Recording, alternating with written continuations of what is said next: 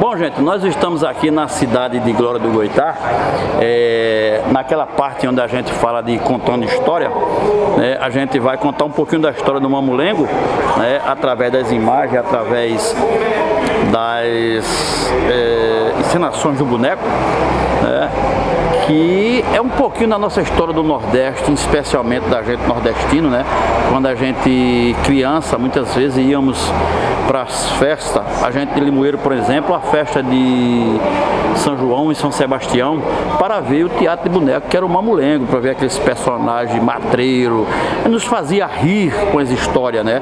Através da manipulação de boneco. E a gente vai contar um pouquinho dessa história. Vem comigo, vamos conhecer um pouquinho da história do Mamulengo aqui no Museu do Mamulengo, Glória do Goitá.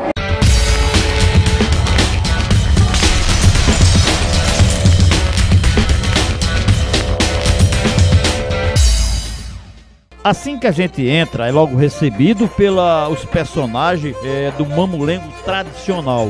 E durante toda a viagem que você faz aqui no Museu do Mamulengo, onde guarda várias peças, inclusive acervo do mestre Zé Divina, que morreu aos 80 anos. O mestre Zé Divina é um dos maiores mestres mamulengueiros do Brasil. E o Museu do Mamulengo aqui em Glória do Goitá traz, além do mais, um projeto riquíssimo onde ensina jovens de Glória do Goitá a tradição do Mamulengo. E ninguém melhor do que ele para falar desse assunto, que é o diretor do museu, Pablo Dantas, que fala pra gente de como é ser tão jovem, mas um historiador, onde através do boneco leva a alegria para as pessoas.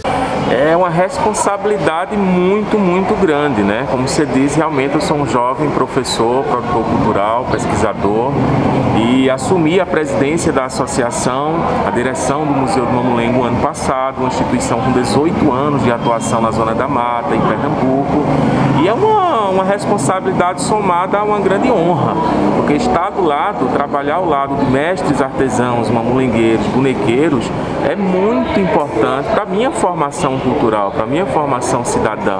Então a gente somou essas forças, né?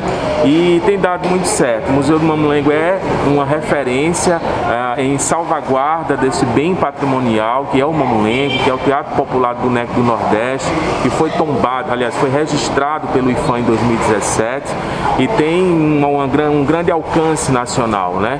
Então a gente trabalha aqui com exposição de bonecos no nosso acervo histórico, com espetáculos permanentes de Mamulengo e com oficinas, né? Então você que queira também aprender um pouco sobre a arte do boneco popular brasileiro, vem para o Museu do Mamulengo, você não paga nada e você tem acesso livre. Pablo,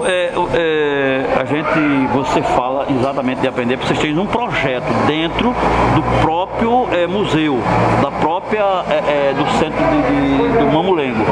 Que projeto é esse? Fala pra gente desse projeto, que inclusive é com jovens, né? Sim, a gente tem diversos projetos acontecendo no museu, dois deles muito importantes, que é o 80 anos do mestre Zé Divina, o derradeiro ato, em homenagem a esse que é um dos maiores artistas populares do Brasil, falecido no mês passado, o nosso querido mestre Zé Divina. Esse projeto dura um ano inteiro, com atividades de formação, capacitação, na oficina, do artesanato, no Mamulengo, com espetáculos. Nesses meses a gente está com atividades online, né? Por conta da pandemia, o museu estava fechado, não pode ter muita gente, mas a gente também tem atividades presenciais. Outro grande projeto muito importante que acontece aqui é o Inventariando o Patrimônio, que é do produtor Givanildo Ferreira, que também é o nosso museólogo, é antropólogo, doutorando da Universidade Federal de Pernambuco, dá um suporte técnico muito importante aqui no Museu do Mamulengo, e esse projeto ele vem a revitalizar todo o nosso acervo e catalogar a parte documental, física ou não do nosso acervo. Então, são projetos que atendem às necessidades internas e também atendem a população de Glória do Goitá e toda a região. Pablo, cada personagem desse, eu já falava isso com os meninos, cada personagem desse conta um pouco da história de Limoeiro, da história do sertão, da história de Glória do Goitá, da história de Feira Nova, da história do Brasil, de uma doença, seja do coronelismo, enfim.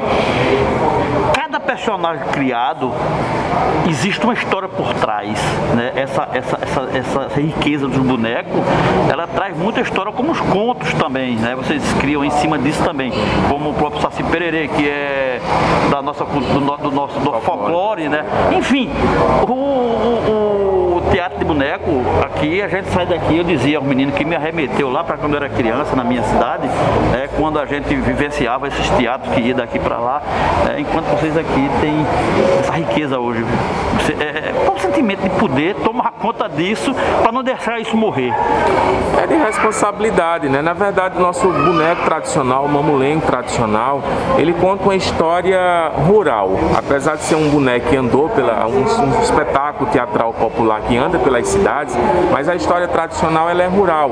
A cultura popular brasileira nasce da agricultura. O cavalo marinho, o maracatu rural, o mamulengo, são culturas populares que nascem da terra, né? Então as histórias contadas giram em torno desse meio social, né? Que tem um padre, que tem a história do fazendeiro Mané Pacaru, que tem o Simão, que é um malandro trabalhador, que tem o Goiaba, que é aquele brincante, tem a Catirina, né? Tem o médico. Então personagens populares do nosso dia a dia são essas as histórias contadas. Tem o diabo, né? Tem aquela coisa... O diabo, que são os personagens fantásticos, né? Como é o diabo, a morte, que vem levar quem não presta, né? Tem o varre-rua, que vem limpar a cidade de suas mazelas. Então a criatividade do povo brasileiro contada nos últimos 300, 400 anos, né? Pablo, a gente entrando aqui, eu estava conversando com uma das artesãs, que ela disse que isso vem de pai para filho, de filho para pai e acaba se impregnando na família toda.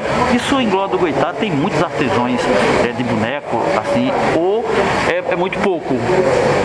Não, a nossa associação hoje tem 24 artesãos, sem contar ainda os jovens que estão chegando por conta dos nossos projetos.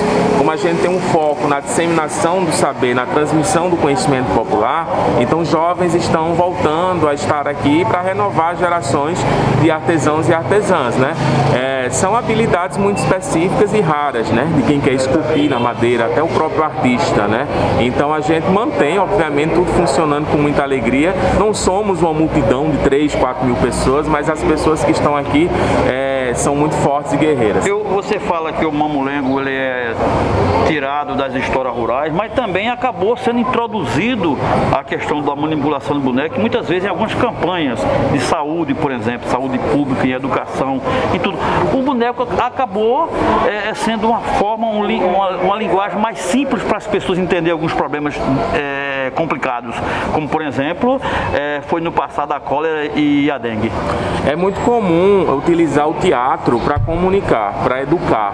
O teatro também educa, o teatro também salva, né? Então, comumente, nós somos requisitados para fazer campanhas educativas, né? Informativas. Isso foge do nosso roteiro tradicional de espetáculo, sim. Mas é muito bem quisto e nós respeitamos muito. Inclusive, recentemente, fomos contratados pela Secretaria de Saúde da cidade de Glória para fazer uma campanha a favor do combate da Covid-19. Então, a gente adapta histórias, conta outras narrativas, isso é muito importante. Mas aí quando você fala a raiz, o mamulengo raiz, na verdade, é contando a história da zona rural do Nordeste, do nosso Nordeste, né? Do nosso povo. Do nosso cotidiano, povo, né? Não à toa, há uma fala muito interessante do nosso querido Manuelzinho Salustiano, filho do nosso querido Salustiano, da Rabeca, que ele diz que o mamulengo era a televisão do pobre.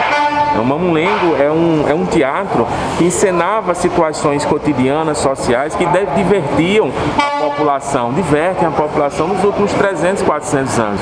Então era muito comum, e é muito comum, a população adorar e se ver, se identificar com o boneco que a encenação está passando ali. É óbvio que antigamente os espetáculos duravam 4, 6, 8 horas, né? Hoje essa realidade não mais existe, mas a gente mantém, obviamente, aqui o tradicional funcionando. Para a gente finalizar, você fez uma visita recente ao Galpão das Artes. Hoje o Galpão retribui essa visita do museu, o museu lá, o mini museu, retribui essa visita a vocês aqui no Museu do Mamulengo.